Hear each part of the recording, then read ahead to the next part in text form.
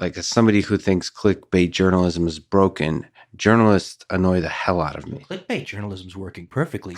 Journalism's broken. Journalism, Clickbait thing's working great. Yeah, exactly. So I understand from Putin's perspective that journalists can be seen as the enemy of the state, because people think journalists write these deep, beautiful philosophical pieces about criticizing the structure of government and the proper policy, the steps that we need to take to make a greater nation. No, they're unfairly take stuff out of context. They're critical in ways that's like shallow and not interesting. They call you a racist or sexist, or they make up stuff all the time.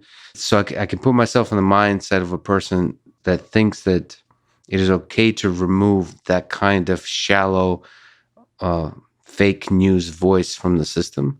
The problem is, of course, that is a slippery slope to then you remove all the annoying people from the system, and then you change what annoying means, which annoying starts becoming a thing that like anyone who opposes the system. I mean, I get the slippery. It's obvious that it becomes a slippery slope, but I can also put myself in the mindset of the people that see it's okay to remove the liars from the system, as long as it's good for Russia. And okay, so herein lies, and this again, the traditional American perspective, because we've had so-called yellow journalism since the founding of the republic. That's nothing new.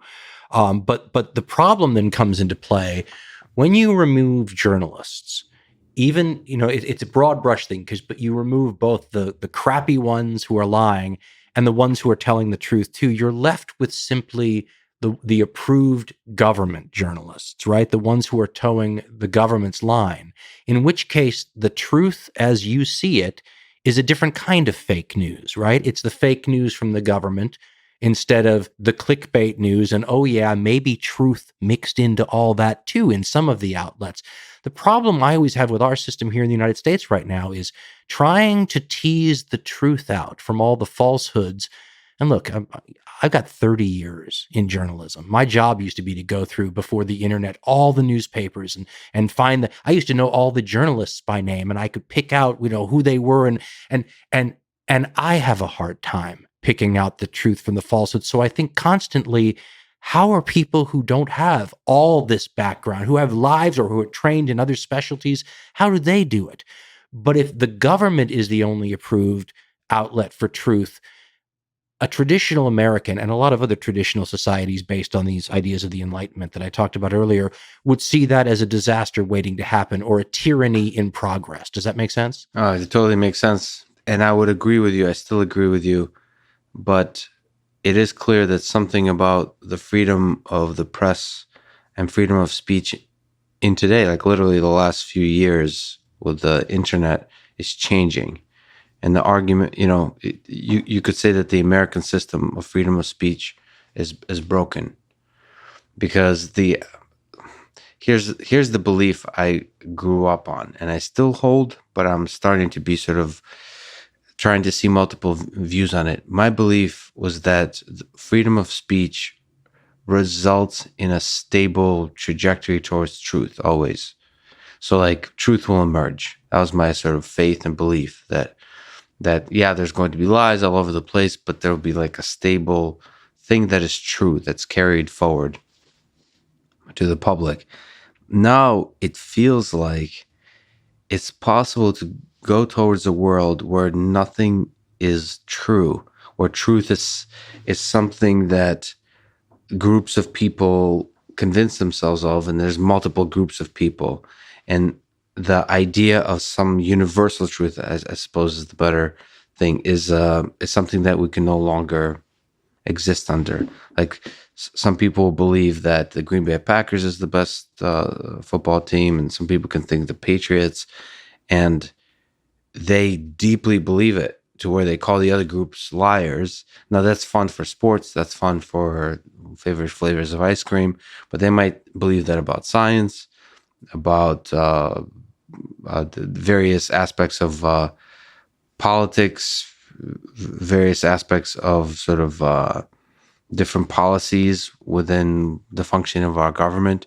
And like, that's not just like some weird thing we complain about, but that'll be the nature of things. Like truth is something we can no longer have. Well, let's and let me de-romanticize the American history of this too, because the American press was often just as biased, just as, I mean, I always look to the 1970s as the high watermark of the American journalistic, the post Watergate era, where it was actively going after the abuses of the government and all these things. But there was a famous speech, very quiet though, very quiet, given by Katharine Graham, who was a Washington Post editor, I believe.